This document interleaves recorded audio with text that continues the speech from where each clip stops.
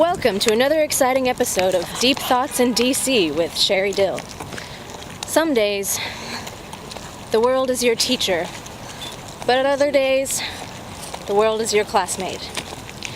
This has been another exciting episode of Deep Thoughts in DC with Sherry Dill. Good morning, Tamara. It's Thursday. About a week ago, my friends Jackie and Brendan Say hi, guys. Hi. asked me if I'd like to go on a very spontaneous, very impulsive road trip to Washington, D.C. And if there's one thing I've learned from my 4 years at school, it's that you're always going to look back and think, I should have taken more road trips. This was my first view of Washington, D.C. It was late Thursday night, and this is the view from our hostel. Which was a shoeless hostel, by the way. I thought that was a joke when Brendan first told me, but no, it's seriously a shoeless hostel. I felt right away that I was in this new and exciting place, because that same balcony, you could see the Capitol building from it by daylight. I mean, you can't, if you, okay, there it is. Friday morning, we took off walking to get started at the Holocaust Museum, and then later to see some of the monuments, all the while trying not to let the rain dampen our spirits. Hi, what a great day in DC. It's a beautiful District of Columbia at its best. Yeah. Yep. America the gloomy. We saw some beautiful architecture, stopped in a really old post office that was secretly a heavily guarded shopping center, jumped awkwardly in front of the Washington Monument, visited get out of the way, Jackie. Get out. Visited the Capitol building, and finally dropped in to see our president, where Brendan had a moan about having to take pictures. My fingers. I have to use my fingers. Why would you? It's hurting. I'm sore.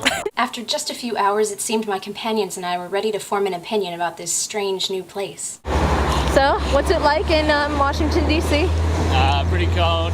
Holocaust Museum was pretty uplifting. Pretty upbeat. Pretty upbeat. I feel great about life. Walking around, it wasn't hard to tell that there was a lot more to see and do.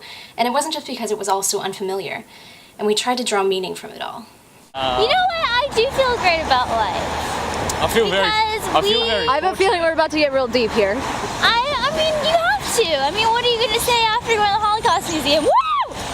Fucking rad, bruh! So sightseeing got tiring and we braved the adverse weather conditions, which somehow seem okay when you're traveling in a new place. Yeah, it feels like it's very prestigious rain here in DC. I don't like rain.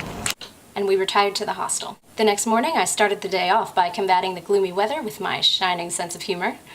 Guys, that's the Freer Gallery of Art. It's freer than all the rest. You get it? Our first stop was the Air and Space Museum, which taught us about all things air and space, though they were mysteriously quiet about the Boeing Dreamliner. It was here that Brendan got to show off some of his knowledge about planes, specifically about something called lift, which he felt marginally comfortable explaining to me, but... You want a quick explanation about a plane, mate? Alright, go on. Wing? Go on. No, not on there. Not on there. Not on camera. But he was just being modest. Next to me and Jackie, he was a genius when it came to planes.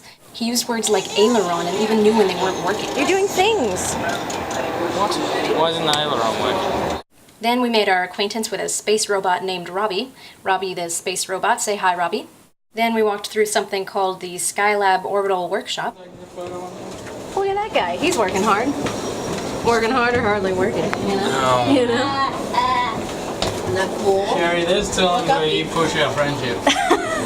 That was funny. That was comedy gold. After Air and Space, we made our way to the Natural History Museum, which we were especially excited for, but not for any particular reason.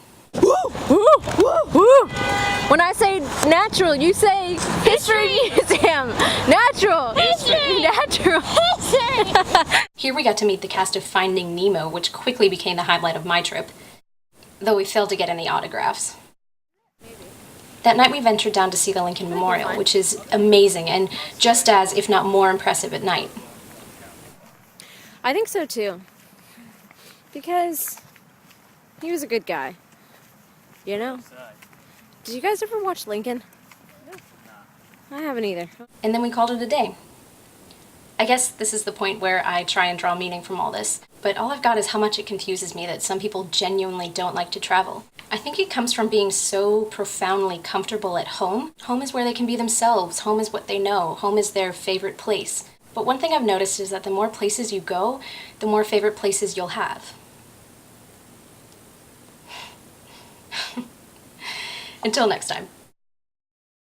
Oh, wait, no. Another thing I noticed is that the metro, the place we once found fascinating as kids, is decidedly less thrilling when you're 22. There's a lot more waiting around than I remember. Okay, until next time. Also, this happened. Sherry, get out of it. This is my squirrel. Oh. Right. I got you. Here. I have the best coffee you ever tasted.